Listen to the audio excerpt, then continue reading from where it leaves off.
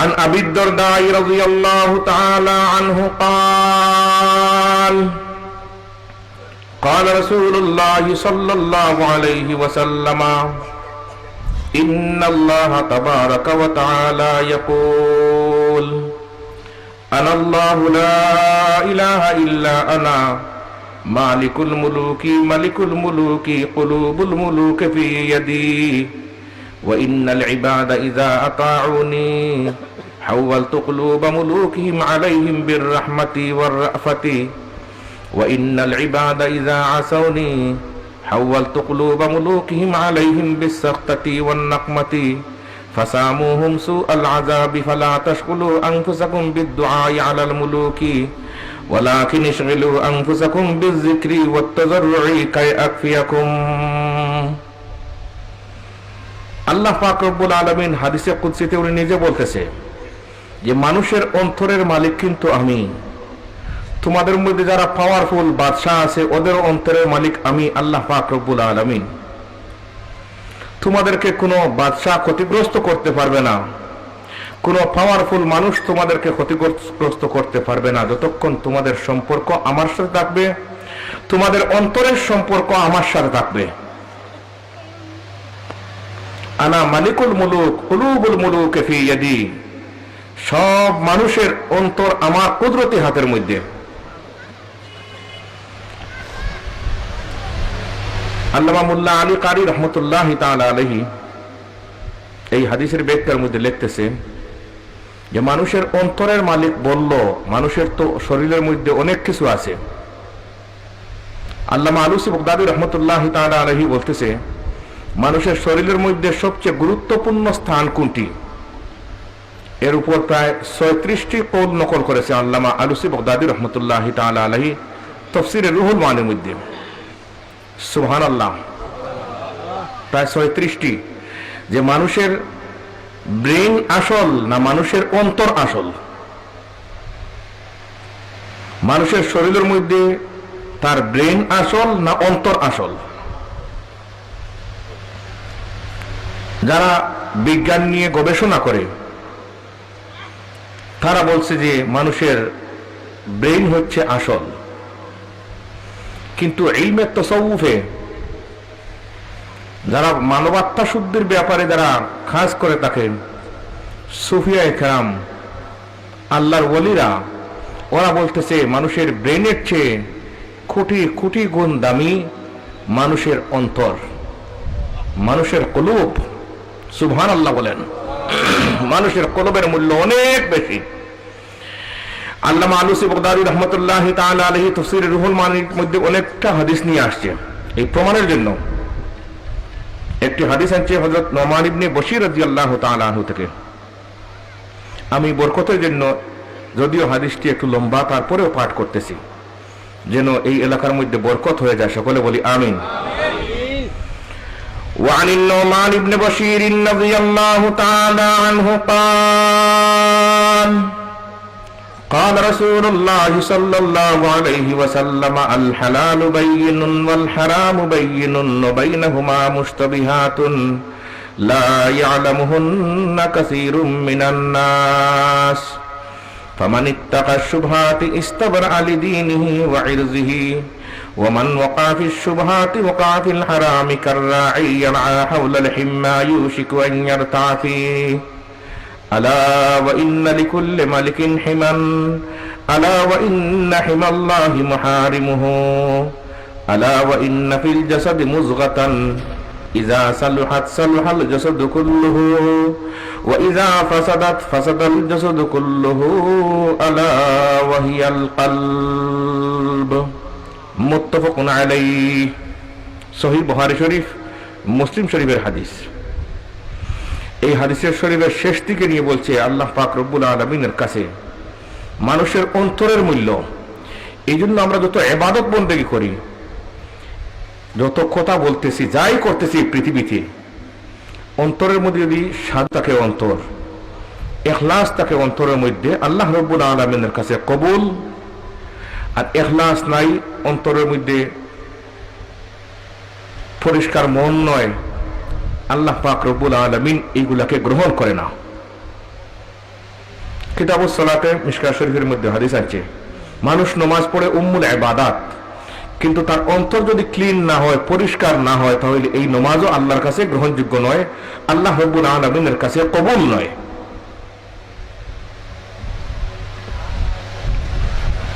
শাহ ওলিউল্লাহ মুহাদ্দিস দেলভী রাহমাতুল্লাহি তাআলা আলাইহি বলতেছে, কোরআনে কারীম অবতরণের মুখ্য উদ্দেশ্য মানবাত্মা শুদ্ধি।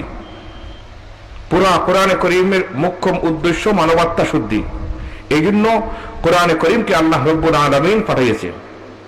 কোরআনে কারীমের 4 জায়গায় বিশেষভাবে ইব্রাহিম আলাইহিস সালাতু ওয়াস সালাম দোয়া করেছে। সূরা বাকারাতে, রব্বানা ওয়াবআস ফীহিম রাসূলাম মিনহুম ইয়াতলু আলাইহিম আয়াতিকা ওয়া ইউআল্লিমুহুমুল কিতাবা ওয়াল হিকমাতা ওয়া ইউযাক্কিহিম ইন্নাকা আনতাল আজিজুল হাকীম।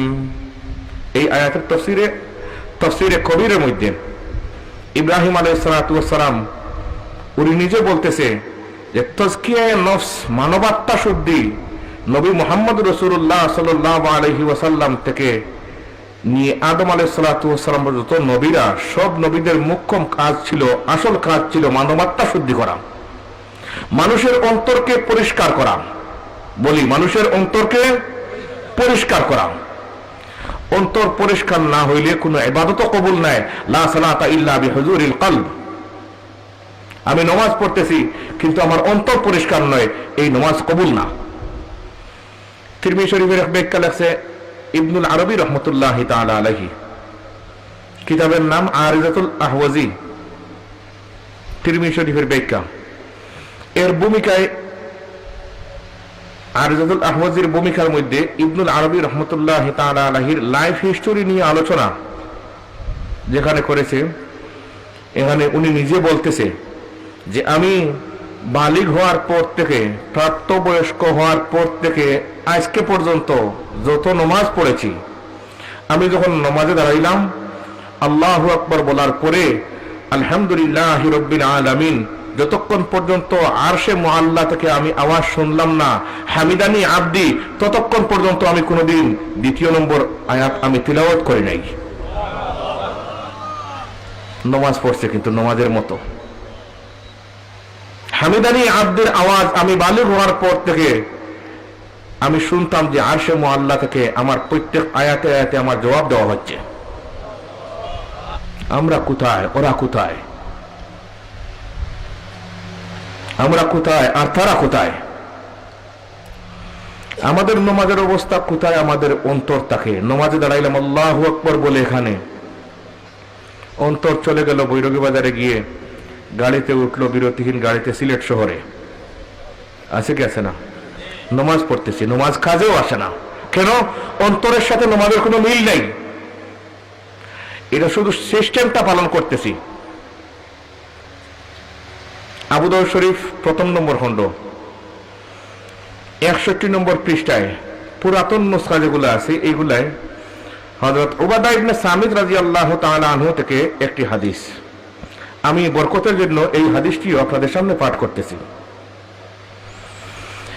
عن عبادة بن الصامت رضي الله تعالى عنه قال أشهد أني سمعت رسول الله صلى الله عليه وسلم يقول 5 صلوات افترضهن الله عز وجل من أحسن وضوءهن وصلاهن لوقتهن وأتم ركوعهن وخشوعهن كان له على الله عهد أن يغفر له ومن لم يفعل فليس له على الله عهد إن شاء غفر له وإن شاء عذبه رواه أبو داود سبحان الله বলেন। শাহ ওলিউল্লাহ মুহাদ্দিস দেলভী রাহমাতুল্লাহি তাআলা আলাইহি এই হাদিসকে শিরোনাম বানাইয়া হুজ্জাতুল্লাহিল বালিগার মধ্যে লিখতেছে, বান্দা যে নামাজ পড়ে নামাজের মধ্যে মন তো লাগে না, আর মন যদি নামাজের মধ্যে না লাগে তাহলে পরিষ্কার মন না হইলে নামাজে মন লাগবে না, আর নামাজে মন না লাগলে নামাজ আল্লাহ রাব্বুল আলামিনের কাছে গিয়ে পৌঁছেও না। দায়িত্ব আদায় হয়ে যায়, দায়িত্ব আদায় হয়ে যায়, কিন্তু আল্লাহ রাব্বুল আলামিনের কাছে পৌঁছতে হইলে অন্তরের ইবাদত লাগে। ইন্নামা ইয়াতাকাব্বালুল্লাহু মিনাল মুত্তাকিন। হুজ্জাতুল্লাহিল বালিগার মধ্যে উনি দীর্ঘ আলোচনা করেছে যে বান্দা তাদের অন্তরকে পরিষ্কার করে যখন নামাজের মধ্যে দাঁড়ায়, আল্লাহ পাক রব্বুল আলামিন পুরা নামাজের মধ্যে তার সাথে কথা বলতেই থাকে। উনি নিজেই প্রশ্ন করেছে, যে প্রশ্ন আমাদের কিতাবের ভাষায় যারা শরহে জামে কিতাব পড়েছে, এর শরহে জামের হাসিয়ার মধ্যে লেখা আছে দফায়ে দখল মুকদ্দর। একটি প্রশ্ন হয়, এই প্রশ্ন উনি নিজে করে আবার তার উত্তর দিতেছে যে মানুষের অন্তর নামাজের মধ্যে বসে না, অন্তর বসানোর ঔষধ কোথায়, কি মেডিসিন ইউজ করলে মানুষের অন্তর নামাজের মধ্যে বসবে। উনি লিখতেছে যে 3টি মেডিসিন যখন ব্যবহার করবে, আল্লাহ পাক রব্বুল আলামিন তার নিজ দায়িত্বে তার অন্তরকে নামাজের মধ্যে বসাইয়া দিবে। বলেন কয়টি? 3টি। প্রথম নম্বর, নামাজে দাঁড়ানোর আগে অজু ইস্তেঞ্জা ঠিক হইতে হবে। অজু ইস্তেঞ্জা যদি ঠিক হয় না, তাহলে নামাজের মধ্যে মন বসে না। 2 নম্বরে, নামাজের মধ্যে আমি দাঁড়াবো, রুকু করব, সিজদা করব, বসবো, এইসব কাজ আছে, এই কাজগুলোর জন্য সুন্নত মুআফিক হয়। সুন্নত মুআফিক যদি হয় না, তাহলে নামাজের মধ্যে মন বসবে না।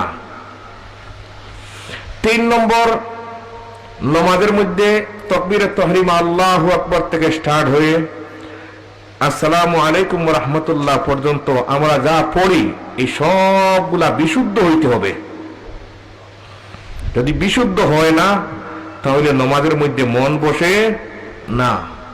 আমরা অনেকে ব্রিটিশ পাকিস্তান পিরিয়ডে এগুলা পড়ছি, মসজিদে সূরা কেরাত, কিন্তু এর পরে কাউকে শোনাবো যে শুনেন আমার পড়াটা কি হইতেছে কি না। আমাদের এই সমস্ত সময়ই নেই, এমনিই পড়তেছি। কবুলের মালিক বলি আল্লাহ। কবুলের মালিককে আল্লাহ বলতেছে না আমি এমনি কবুল করি না, তোমাদেরও কিছু কাজ করতে হবে। এই 3টি কাজ যখন বান্দা করবে, আল্লাহ পাক রব্বুল আলামিন তার অন্তরকে নামাজের মধ্যে বসাইয়া দিবে। আর নামাজে যখন অন্তর বসে যাবে, আল্লাহ রব্বুল আলামিন সারা পৃথিবীর সব সমস্যার সমাধান আল্লাহ করে দিবে। এটা আল্লাহ ওয়াদা করেছে। তো কেউ ওয়াদা করেছে? মান আহসানা ওযুআহুন্না ওয়া সাল্লাহুন্না লিওয়াক্তিহিন্না ওয়া আতাম্মা রুকুআহুন্না ওয়া খুশুআহুন্না কানা লাহু আলাল্লাহি আহদুন আন ইয়াগফিরা লাহু ওয়া মান লাম ইয়াফআল ফালাইসা লাহু আলাল্লাহি আহদুন ইন শাআ গাফারা লাহু ওয়া ইন শাআ আযাবাহু। সব নবীদের কাজ ছিল তাজকিয়ায়ে নফস, এটাই মুখ্য উদ্দেশ্য। 4টি মুখ্য উদ্দেশ্যের বিশেষ মুখ্য উদ্দেশ্য হচ্ছে তাজকিয়া নফস, মানবাত্মা শুদ্ধি। ইমামে আবু হানিফা রাহমাতুল্লাহি তাআলা আলাইহি এই ব্যাপারে বলেন যে মানুষের অন্তরে থাকে মানুষের ঈমান। ইমাম বুখারী রাহমাতুল্লাহি তাআলা আলাইহি কিতাবুল ঈমান বলে একটা শিরোনাম লিখেছে। বাবু বদিল ওয়াহির পরেই কিতাবুল ঈমান। আল্লামা আইনি রাহমাতুল্লাহি তাআলা আলাইহি ফথুল বারী পুস্তলানি শুরুহাতের মধ্যে লিখতেছে, ব্যাখ্যার মধ্যে লিখতেছে যে মানুষের ঈমানের অবস্থান, মূল স্থান হচ্ছে মানুষের কলব। মানুষের কলব, এই কলব যদি অসুস্থ হয়ে যায়, সব কাজ অসুস্থ। এটা মূল ফ্যাক্টর। এটা অসুস্থ হইলে সব অসুস্থ।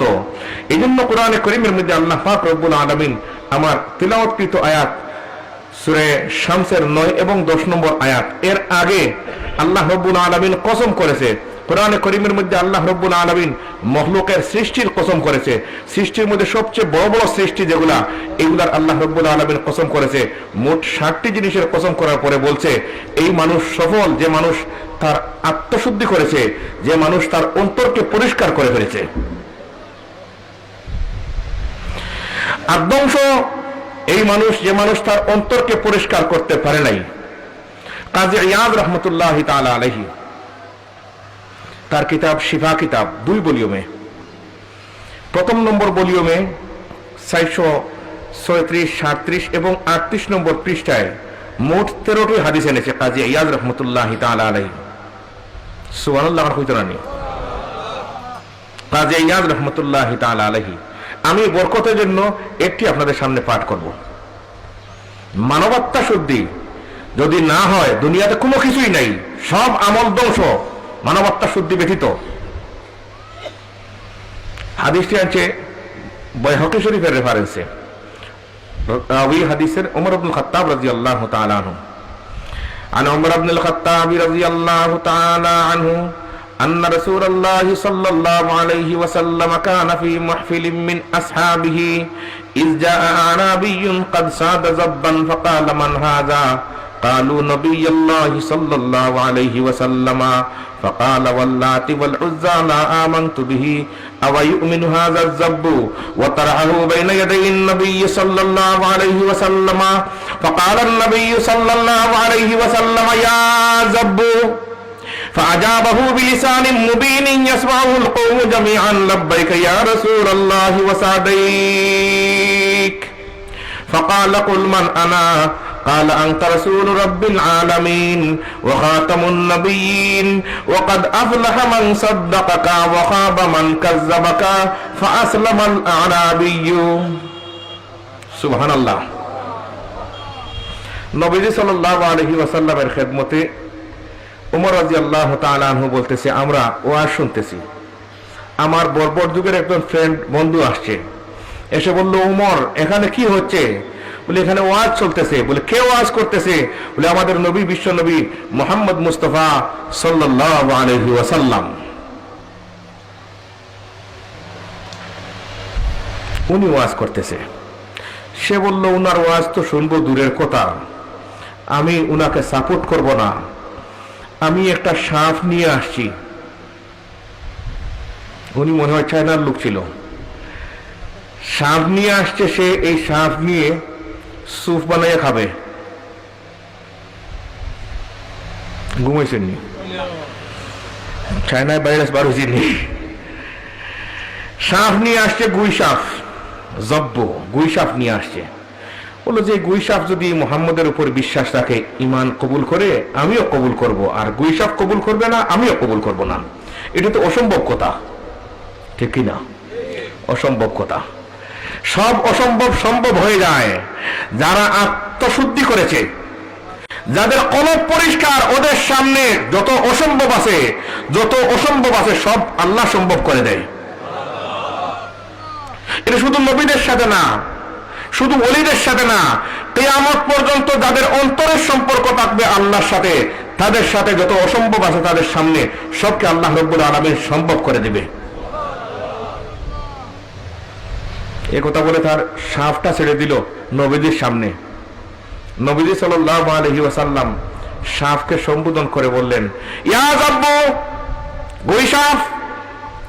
আল্লাহ রাব্বুল আলামিন গুই সাপের জবান খুলে দিছে। গুই সাপের জবান খুলে গেছে। ইয়া জাব্বু ফাজাবাহু বিলিসানিন মুবিনিন ইয়াসমাউল কওমু জামিআন লাব্বাইকা ইয়া রাসূলুল্লাহি ওয়া সাদাইক। জবান খুলে গেছে। বলো আল্লাহ রাসূল সাল্লাল্লাহু আলাইহি ওয়াসাল্লাম, সব লোক শুনতেছে তার কথা, আপনি বলেন কি বলতে চান আমাকে? নবীজি জিজ্ঞেস করলো, কুল মান আনা, তুই বল আমি কে, আমাকে চিনোস? বলে হ্যাঁ, আপনাকে চিনি। আনতা রাসূল রাব্বিল আলামিন, আপনি সমগ্র জাহানের নবী মুহাম্মদ মুস্তাফা সাল্লাল্লাহু আলাইহি ওয়াসাল্লাম। তাও শেষ না, ওয়া খাতামুন নবিয়্যিন, আপনি সর্বশেষ নবী, আপনি সর্বশেষ। এখন যদি কাদিয়ানি দাবি করে আমি নবী, তাহলে এই সাফ এটা নিষেধ করে গেছে, গেছে না, এগুলা চলবে না। ওয়া খাতামুন নবিয়্যিন, আপনি সর্বশেষ নবী। ওয়াকাদ আফলাহা মান সাদ্দাকাকা, যে মানুষ আপনাকে সাপোর্ট করছে এই মানুষ সফল।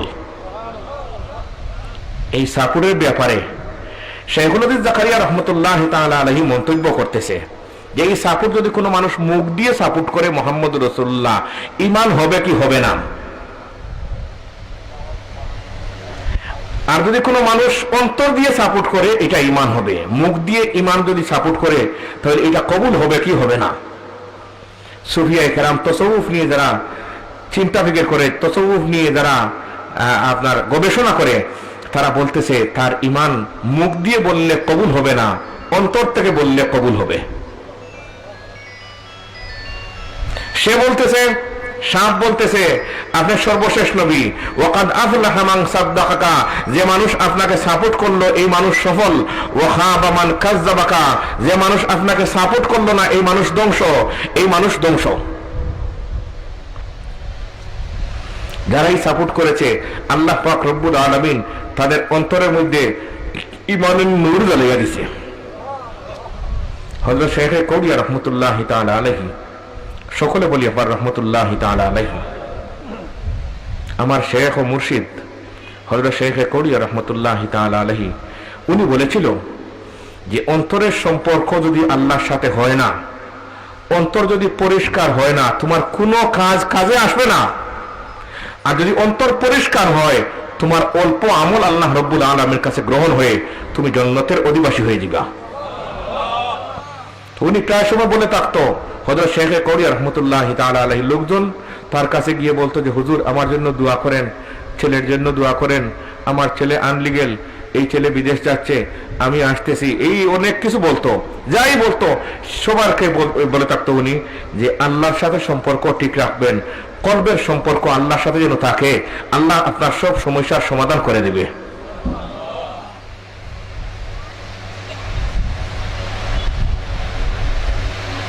কিসের সম্পর্ক? কলবের সম্পর্ক। অন্তরের মধ্যে যদি কোনো রোগ থাকে তাহলে সারা শরীরেও কাজে আসবে না। সারা শরীরের হেডকোয়ার্টার সুফিয়া কেরামের কাছে হইল কি মানুষের অন্তর। এই জন্য আত্মশুদ্ধি মানুষের জন্য ফরজ। বলেন, আত্মশুদ্ধি মানুষের জন্য কিভাবে করতে হবে? কোরআন অবতরণ হয়েছে মানুষের আত্মশুদ্ধির জন্য। বিশ্বনবী সাল্লাল্লাহু আলাইহি ওয়াসাল্লামের মৌলিক 4টি কাজের একটি কাজ ছিল আত্মশুদ্ধি করা, মানুষের অন্তরকে পরিষ্কার করা, মানুষের অন্তরকে পরিষ্কার করা।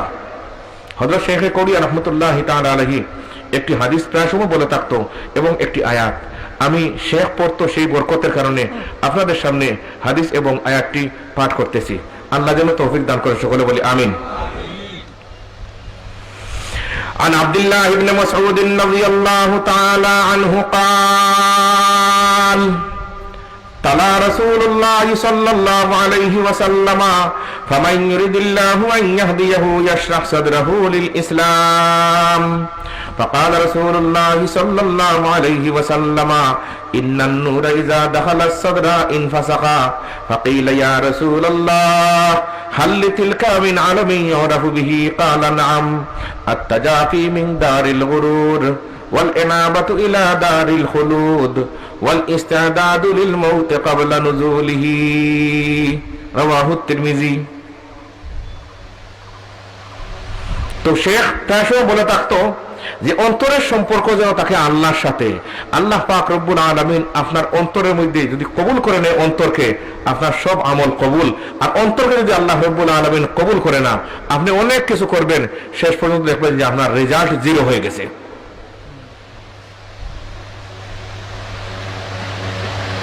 তাজকিয়ায়ে নফস ইমাম বুখারী রাহমাতুল্লাহি তাআলা আলাইহি বলতেছে, আমার উস্তাদ আব্দুল্লাহ ইবনে মুবারক রাহমাতুল্লাহি তাআলা আলাইহি, উনি প্রায় সময় আমাদেরকে উদাহরণ দিত।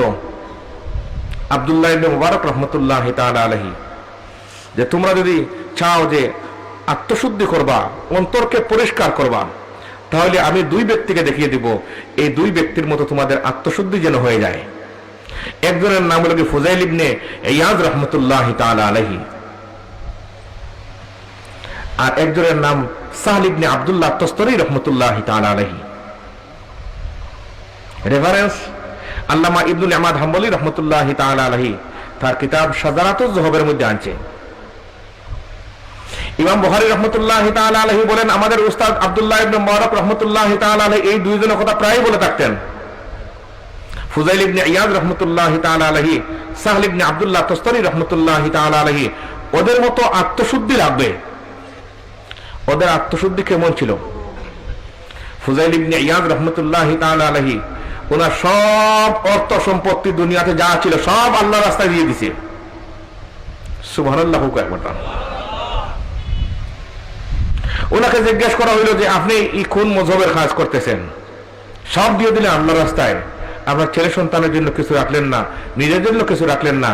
এই মযহব কার মযহব? বলে এই মযহব আবু বকর সিদ্দিকের মযহব।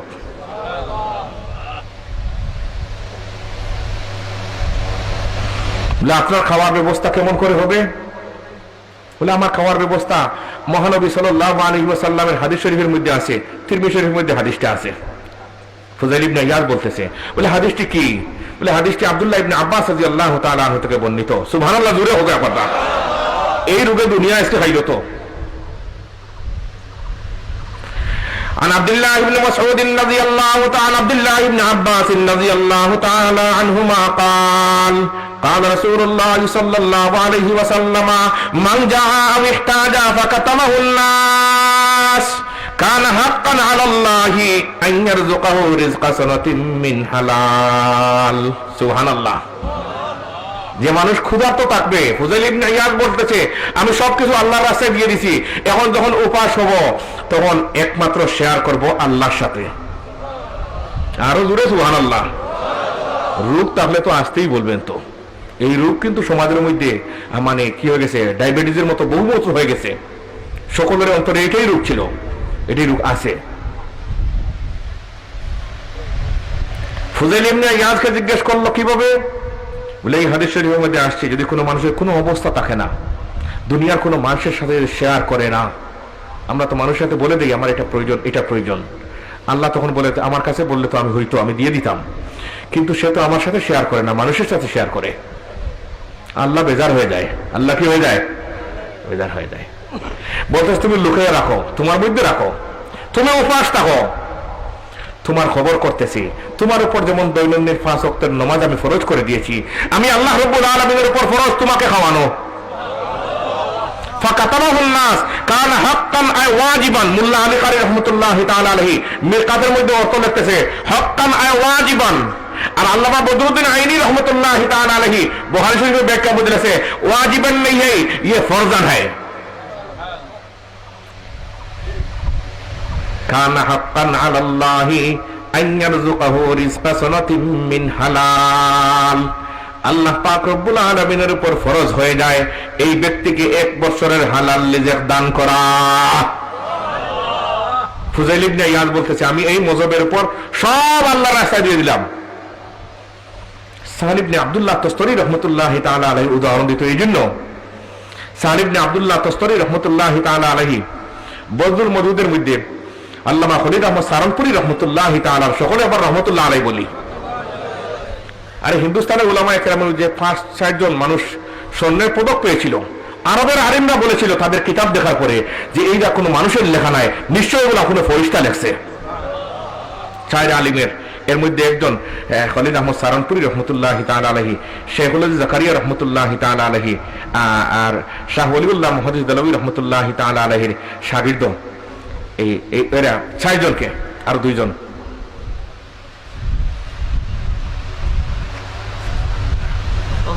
সাহেল ইবনে আব্দুল্লাহ তস্তরি রাহমাতুল্লাহি তাআলা আলাইহির লাইফ হিস্টোরি আবু দাউদ রাহমাতুল্লাহি তাআলা আলাইহি বলতেছে আপনারা ওনাকে কেউ চিনবেন না, আমি চিনব, আমার বিশেষ শাগির্দ ছে সাহেল ইবনে আব্দুল্লাহ তস্তরি। উনি অন্তরের সব রোগ সরাইয়া ঢুকাইছে অন্তরের মধ্যে আল্লাহ। কাকে ঢুকাইছে? এখন সাহেল ইবনে আব্দুল্লাহ তস্তরি উনার ভাইও আছে, বোনও আছে, আম্মাও আছে, আব্বাও আছে, সব আছে। সে অর্থ সম্পত্তি বাড়িতে যা আছে সব নিয়ে দিতেছে আল্লাহর রাস্তায়। লোকজন চিন্তা করলো যে আমাদের তো ভাইয়ের হক রয়ে গেছে, বোনের হক রয়ে গেছে, আম্মার হক রয়ে গেছে। এখন আম্মা, ভাই, বোন ওরা গেল আব্দুল্লাহ ইবনে মুবারক রাহমাতুল্লাহি তাআলা আলাইহির খিদমতে, গিয়ে বললো যে হুজুর আপনি একটু বলেন, আমাদের ভাই তো এমন হয়ে গেছে যে সব দুনিয়ার যা আছে সব কিছু নিয়ে দিতেছে, আল্লাহর রাস্তায় দিয়ে দিচ্ছে, আমাদের হক টক কিছু বুঝতেছে, সব নিয়ে দিতেছে। আব্দুল্লাহ ইবনে মুবারক রাহমাতুল্লাহি তাআলা আলাইহি ওনাকে জিজ্ঞেস করলেন তুমি এরকম কেন? বলে কেন, কি বলতেছেন? বলে আচ্ছা হুজুর বলেন, আপনি আমার উস্তাদ তুল্য, আপনি বলেন যদি কোনো মানুষের যদি বাড়ি ও বাসা বাড়ি নিজের বানানো নতুন ভাবে আর পুরাতন বাড়িটা বিক্রি করে দেয়, ফার্নিচার গুলা কি এই পুরাতন বাড়িতে রাখেন, নতুন বাড়িতে নিয়ে যায়? বলে না, নতুন বাড়িতে নিয়ে যায়। বলে বিদেশ গিয়ে মানুষ যদি খামাই রুজি করে এগুলো দেশে পাঠায়, তার পরিবার পরিজন সন্তানাদি আছে কি আছে না? বলে জি আছে। বলে আমি তো পরকালে আমাদের আসল বাড়ি, সুবহানাল্লাহ হইতো না নি, পরকালে আমাদের আসল বাড়ি, আমি চাই না আমার আব্বা যেন কষ্টের মধ্যে পড়ুক, তার মাল, আমার ভাইয়ের মাল, বোনের মাল আমরা আসল বাড়িতে পাঠাইতেছি। আব্দুল্লাহ ইবনে মুবারক রাহমাতুল্লাহি তাআলা আলাইহি বলল যে আব্বাকে, সাহেল ইবনে আব্দুল্লাহর আব্বাকে, বলে আব্দুল্লাহর আব্বা? বলে জি। ওনার সাথে সম্ভব নয়। ওনাকে জিজ্ঞেস করা হইল যে আপনি যে সবগুলা দিয়ে দিচ্ছেন, দলিল কোরআন কারীমের মধ্যে আছে? বলে হ্যাঁ, কোরআন কারীমের মধ্যে আছে, ইন্নাল্লাহা আশতারা বিল মুমিনিনা আনফুসাহুম ওয়া আমওয়ালাহুম বিআন্না লাহুমুল জান্নাহ। দুনিয়া সবকিছু খরিদ করে ফেলছে আল্লাহ রাব্বুল আলামিন, এই জন্য যে আমাদেরকে জান্নাত দান করবে। সুবহানাল্লাহ। সাল ইবনে আব্দুল্লাহ তুস্তারি রাহমাতুল্লাহি তাআলা সবকিছু যখন দিয়ে দিছে আল্লাহর রাস্তায় দিয়ে, এখন তার অন্তরকে আরো পরিষ্কার করার জন্য, ক্লিন করার জন্য সে চলে যাচ্ছে এক পাহাড়ের দিকে। সাল ইবনে আব্দুল্লাহ তুস্তারি রাহমাতুল্লাহি তাআলা আলাইহি যাওয়ার সময় লোকজন জিজ্ঞেস করলো, আপনি যে পাহাড়ের মধ্যে যাচ্ছেন, যাওয়ার সময় তো মানুষ কিছু সিয়া মুড়ি নিয়ে যায়, 5 দিন 7 দিন থাকবে, আপনি কতদিন থাকবেন সেটাও বললেন না, আর চলে যাচ্ছেন একদম খালি।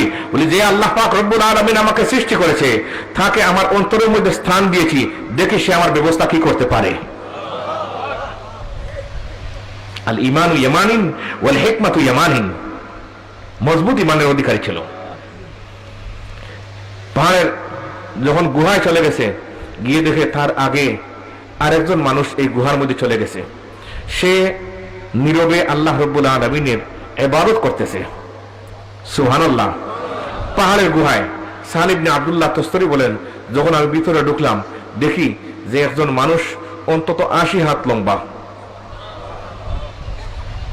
80 হাত লম্বা মানুষ যদি কোনো মানুষ রাত্রে দেখে ঘুম থেকে উঠার পরে দরজা খুলে পরের দিন তা উঠবো কি উঠবো না। সাল ইবনে আব্দুল্লাহ শরীর খারাপ হয়ে গেছে, এখান থেকে যে দৌড়িয়া পালাবে এমন তার ব্যবস্থা নাই, কি করবে চিন্তা করতেছে। উনি সালাম ফিরিল, 2 রাকাত নামাজে ছিল উনি। সুবহানাল্লাহ। 2 রাকাত নামাজ পড়ছে, সালাম ফিরিয়েছে, আসসালামু আলাইকুম ওয়া রাহমাতুল্লাহ, আসসালামু আলাইকুম ওয়া রাহমাতুল্লাহ। জিজ্ঞেস করলো, মান আনতা, আপনি কে? আমি আনা সাহল ইবনে আব্দুল্লাহ তুস্তারি, আমি সাহল ইবনে আব্দুল্লাহ তুস্তারি। মজুব মানুষ ছিল, শুধু আল্লাহকেই বুঝতো, দুনিয়া চাকচিক্য বুঝেই না সাহল ইবনে আব্দুল্লাহ তুস্তারি। তো জিজ্ঞেস করলো, এখানে কেন আসলেন? বলে আমি দুনিয়াতে রিয়াজতের কাজ, ইহসানের কাজ, আত্মশুদ্ধির কাজ অনেক করেছি, এখন চাই যে আমার মরণের সময় একদম একাগ্রচিত্তে গারে হেরাত বিশ্বনবী সাল্লাল্লাহু আলাইহি ওয়াসাল্লাম একাগ্রচিত্তে ইবাদতবন্দি করে ইলমুল ওহী পেয়েছেন, কোরআনে কারীম পেয়েছে, আমি আল্লাহ রাব্বুল আলামিনের বিশেষ নৈকট্য অর্জনের জন্য আমি পাহাড়ের গুহায় চলে আসছি। এখন আপনাকে বয় পাইছি। বলে কিসের বই? বলে আপনাকে দেখলাম যে এত লম্বা মানুষ আর এত দবদবে সাদা পাঞ্জাবি আপনার পরনে, আমার মনে হয় দুনিয়াতে আমি এত দবদবে সাদা পাঞ্জাবি আমি আর দেখি নেই। তো উনি বলতেছে যে আমি আসলে কোনো মানুষ নয়, আমি জিন। সুবহানাল্লাহ। কথাটা যারা খোঁজ করবেন, যেহেতু নেটের মধ্যে রেকর্ড হইতেছে, খোঁজ করবেন আকামুল মারজান, আল্লামা জালালউদ্দিন সিয়ুতী রাহমাতুল্লাহি তাআলা আলাইহির লিখিত কিতাব 2 ভলিউমে আকামুল মারজান শুধু জিন্নাতের লাইফ হিস্টোরি লিখছে। এখানে সারা বিশ্বের কোথায় কত ধরনের জিনভূত আছে না আছে এর আলোচনা আছে। আকামুল মারজানের 2 নম্বর ভলিউমে আল্লামা জালালউদ্দিন সিয়ুতী রাহমাতুল্লাহি তাআলা আলাইহি লিখতেছে এই কথাগুলা। তো উনি দেখছে, বলতো যে আমার তো শরীর খারাপ হয়ে গেছে। বলে আমি জিন, আজকে থেকে আমি ইবাদত করতেছি এখানে, তা না, আমি আজ থেকে 750 বছর আগ থেকে এখানে ইবাদত করতেছি। উনার হায়াত কতটুকু এটা কেউ বলে নাই। আকামুল মারজান কিতাবে আমি বারবার দেখার সুযোগ হয়েছে, কিন্তু উনার হায়াত, এই জিনের হায়াত কতটুকু কেউ বলতে পারে নাই। কিন্তু দুর্বল একটা কিতাবের মধ্যে দেখছি লেখা, এই আলোচনাটা আনছে, আনার পরে লেখছে এই সাহাবীর, উনি সাহাবী ছিল, উনার মোট হায়াত ছিল 1300 বছর। ঈসা আলাইহিস সালাতু ওয়াস সালাম যখন ওহী নিয়ে আসে, এই জিন বলতেছে আমি তাসাউফের কাজ করতেছি, আত্মশুদ্ধির কাজ করতেছি, শুধু এই গুহার মধ্যে 750 বছর। বর্তমান টাইম।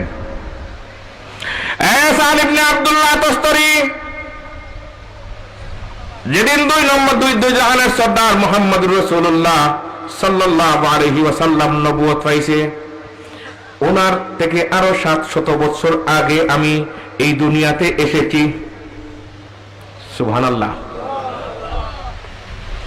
সাল ইবনে আব্দুল্লাহ তুস্তারি যেদিন হযরত ঈসা আলাইহিস সালাতু ওয়াস সালামের কাছে আল্লাহ পাক রব্বুল আলামিন ইনজিল কিতাব পাঠাইছে, এই ইনজিল কিতাব সারা পড়ে আমরা ঈসা আলাইহিস সালাতু ওয়াস সালামের কাছে ঈমান কবুল করে ঈসা আলাইহিস সালাতু ওয়াস সালামকে আমি জিজ্ঞেস করলাম, ঈসা রে, পুরা তওরাত, জবুর, ইনজিল যেগুলো তোমার আগে চলে গেছে, এই ইনজিলের সারমর্ম কি?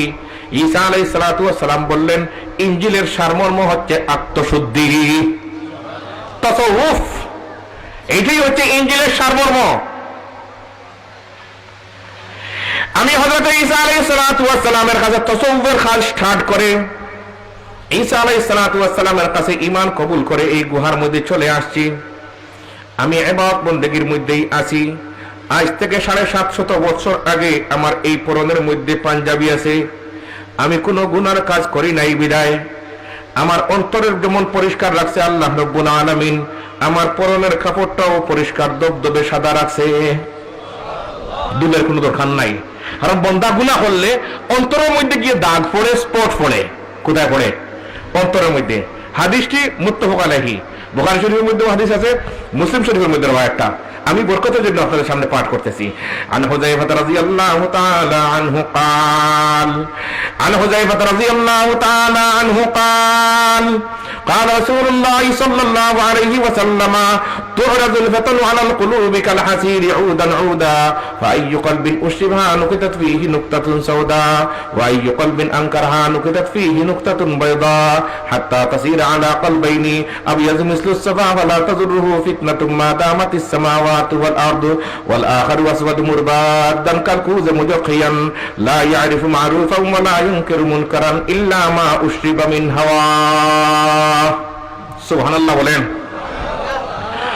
বান্দা যখন কোন গুনাহের কাজ করে আল্লাহ পাক রব্বুল আলামিন তার অন্তরের মধ্যে একটা স্পট বসায়, দাগ বসায়।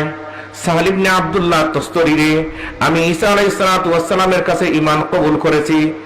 আর ঈসা আলাইহিস সালাতু ওয়াস সালামের ইন্তেকালের পরে উনি যখন দুনিয়া থেকে চলে গেছে, আসমানে আল্লাহ রাব্বুল আলামিন তুলে নিয়েছে।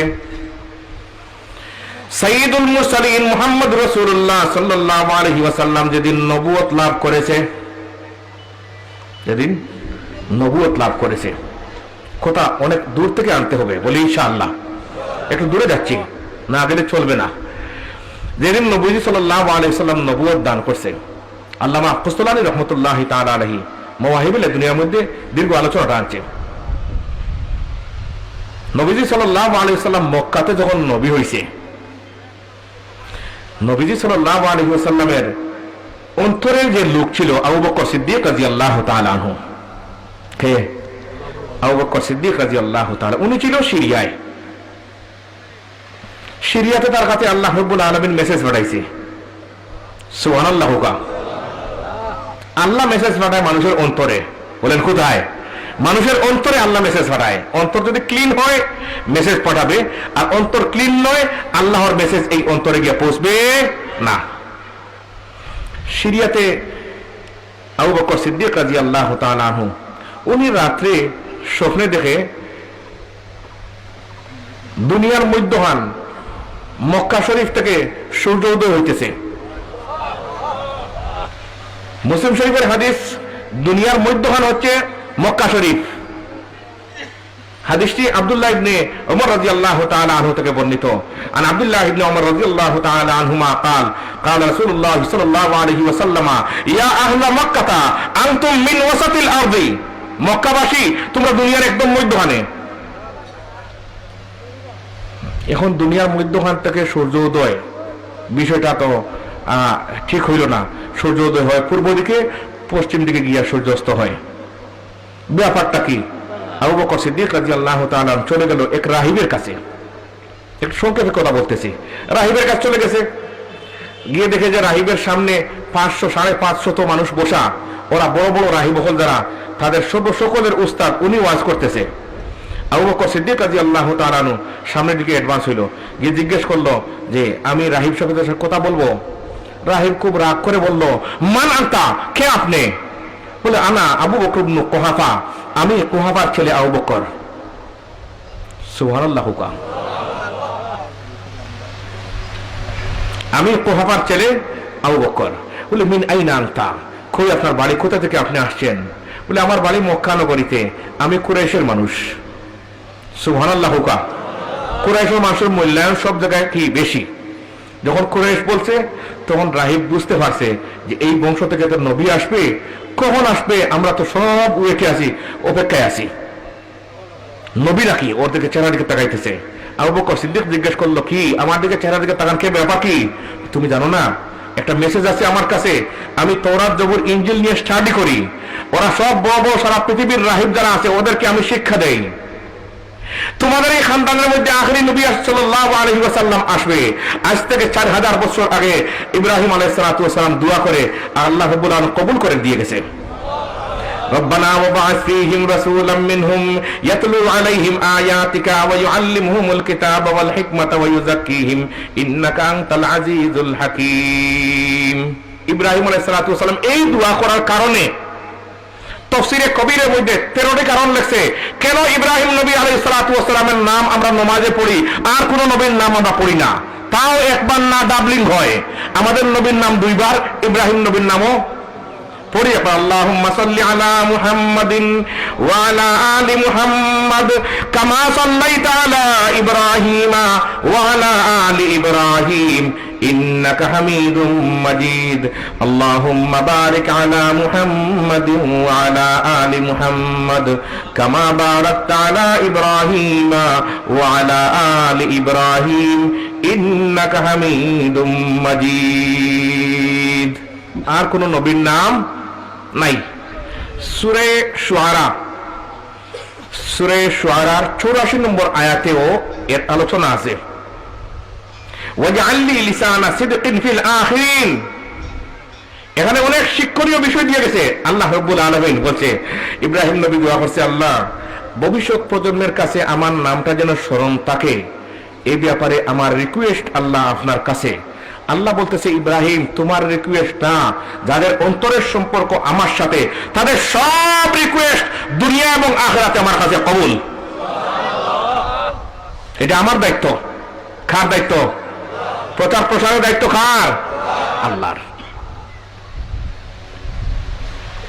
যদিও জান্নাতের ব্যাপারে আলোচনা করছে, কিন্তু উসুল আছে, উসুলে তাফসীর, উসুলে ফিকহে আছে, যখন রাতের আলোচনা হয় তখন নিশ্চয় দিন আছে, যখন গরমের আলোচনা হয় তখন রাত কি আছে, ঠান্ডা আছে। তাতাবায়্যানুল আশিয়াউ বিআজদাদিহা ওয়া বিজিদ্দিহা তাতাবায়্যানুল আশিয়া ওয়াল কুরআনু ইসমুন লিন-নাজম ওয়াল মা'না জামিআন। মুল্লা জিয়ুন রাহমাতুল্লাহি তাআলা আলাইহি কোরআনের সংজ্ঞা যেখানে লিখছে সেখানে বলছে ওয়াল কুরআনু ইসমুন লিন-নাজম ওয়াল মা'না জামিআন। অনেক দূরে চলে যাচ্ছি, আল্লাহ আমাকে আবার ফিরিয়ে নেওয়ার চেষ্টা করতেছি। আল্লাহ কবুল। সকলে বলি আমিন। এখন জিজ্ঞেস করলো, কে আপনি? বলে আনা আবু বকর ইবনে কুহাফা। নিজের নাম বলছে। বলে উদ্দেশ্য কি? বলে আমি একটি স্বপ্ন দেখেছি। বলে কিসের স্বপ্ন? বলে দেখছি গত রাত্রে আমি এখানে ব্যবসা করার জন্য আসছি, আমার অনেক কর্মচারী আছে, আমি ব্যবসা করার জন্য আসছি। আমি স্বপ্নে দেখলাম রাত্রে আমার বাড়ি মক্কা নগরীতে, এই মক্কা নগরী থেকে সূর্যোদয় হইতেছে। রাহিব তো বড় পণ্ডিত, কি বড়। তৎকালীন সময় আসমানি কিতাবের জ্ঞান ছাড়া কোন মানুষকে শিক্ষিত বলা হইতো? আরো জোরে সেটা বলা হইতো, আরো জোরে বলা হইতো।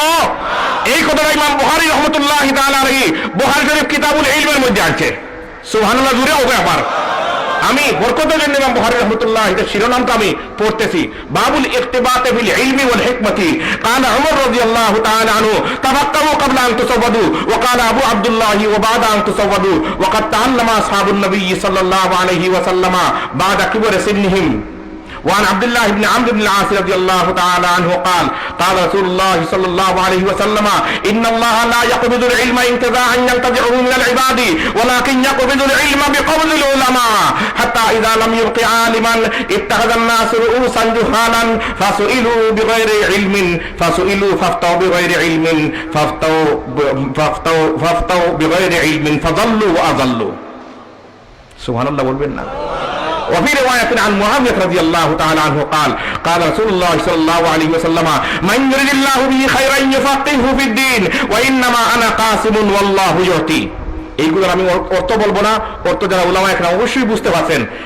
তৎকালীন সময়ে প্লাস কোন যুগে আসমানি কিতাবের জ্ঞান ছাড়া কোন জ্ঞানকে জ্ঞান বলা হইতো? আরো জোরে কোন জ্ঞানকে জ্ঞান বলা হইতো?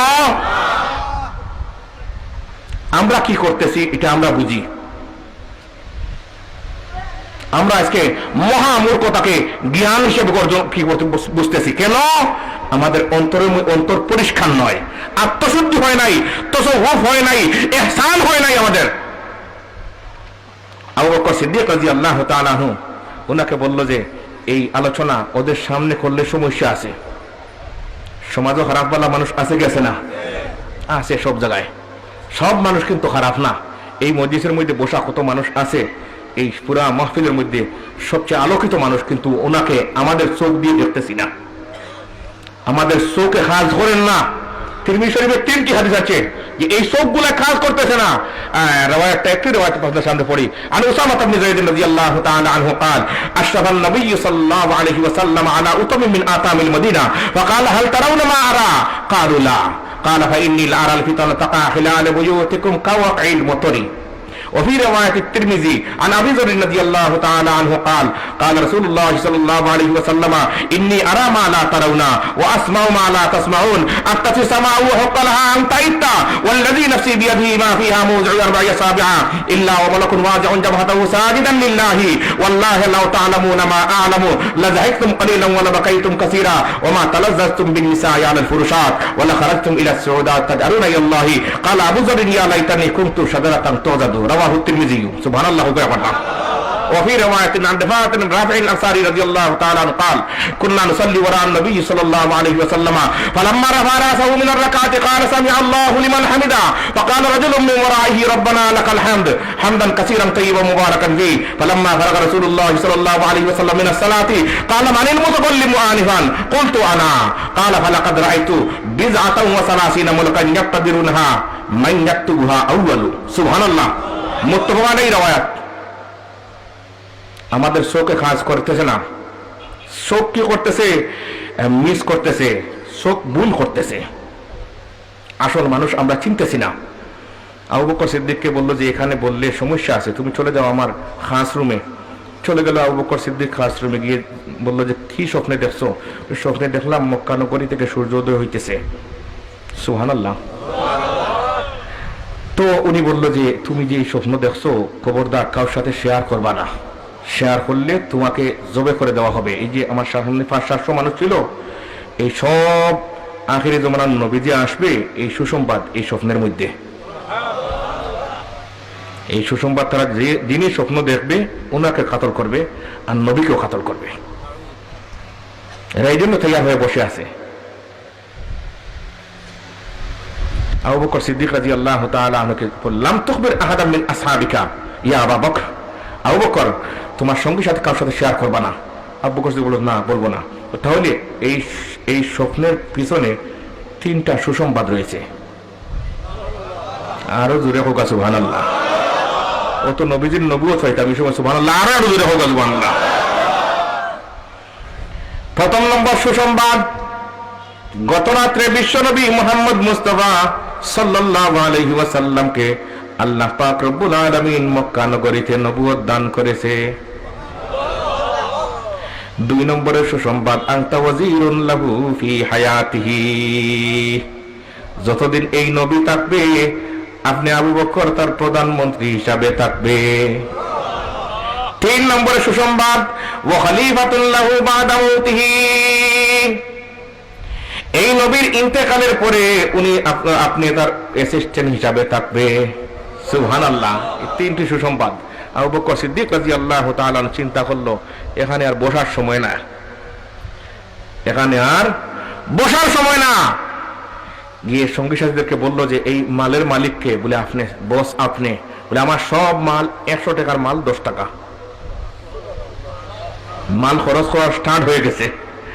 এখন যদি ওভার দেওয়া হয় বৈরাগী বাজারে যে আজকে 100 টাকার মাল 10 টাকা, আমিও চলে আসবো সিলেট থেকে যে কিছু মাল কিনে নেই, পকেটে যা পয়সা আছে তা দিয়া দরকারের কারো কাছ থেকে খরচ করি নিয়া, ঠিক নি কই না?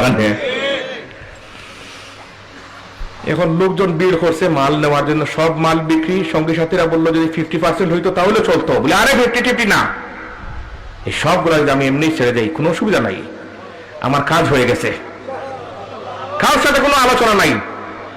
সঙ্গী সাথীরা বললো কি আমাদের বসের সমস্যা, মাথার মধ্যে সমস্যা হয়েছে, এত কষ্ট করে সিরিয়ায় আসলো, আর এসব মাল বিক্রি করতেছে, কিনা দাম হচ্ছে কি 60 টাকা 70 টাকা, আর 10 টাকা করে বিক্রি করতেছে। চলে আসছে মক্কানগরীতে আসার পরে দেখে বিশ্বনবী সাল্লাল্লাহু আলাইহি ওয়াসাল্লাম ইমানের দাওয়াত দিচ্ছে, কেউ শুনতেছে না। কিন্তু ইয়া আইয়ুহান নাস কুলু লা ইলাহা ইল্লাল্লাহু মুহাম্মাদুর রাসূলুল্লাহ তুফলিহু। সুবহানাল্লাহ। কেউ শুনতেছে না। আবু বকর সিদ্দিক রাদিয়াল্লাহু তাআলা আনহু সিরিয়া থেকে এসে ওনার চেহারার দিকে তাকাইছে, তাকানি পরে জিজ্ঞেস করলো, মুহাম্মদ বলে জি, মাদ্দালিলু আলা মা তাদঈ, আপনি যে দাবি করছেন আপনি শেষ জমানার নবী, প্রমাণ কি, ডকুমেন্ট কি, আপনার দলিল কি? আবু বকর সিদ্দিক রাদিয়াল্লাহু তাআলা আনহু প্রশ্ন করে বসলো। নবীজি বললেন, রুইয়া কাল্লাতি রাআইতাহা বিশাম, তুমি সিরিয়াতে যে স্বপ্ন দেখছো এই স্বপ্ন আমার দলিল। তুমি যে স্বপ্ন দেখছো এটাই আমার কি প্রমাণ। আল্লাহর ওলিদের অন্তরে, তো নবীদের অন্তরে, তো আল্লাহর ওলিদের অন্তরে অনেক সময় অনেক মেসেজ আল্লাহ দিয়ে দেয়। সুবহানাল্লাহ জুড়ে অনেক জায়গা ছেড়ে আসতেছি। হযরত শেখ কৌরিয়া রাহমাতুল্লাহি তাআলা আলাইহি, উনি আজকে দুনিয়াত নাই সেই জন্য বলতেছি, দুনিয়াত তাহলে আমি বলতাম না। হযরত শেখ কৌরিয়া রাহমাতুল্লাহি তাআলা আলাইহির সাথে আমার সম্পর্ক ছিল 1992 ইংরেজি থেকে। তখন আমি এখনো টাইটেল দেই নেই। 92, 93, 94, 95 আমি হাটাজারিতে ছিলাম। তো শেখের সাথে আমার সম্পর্ক গড়ল 96, 97, 98, 99 সালে।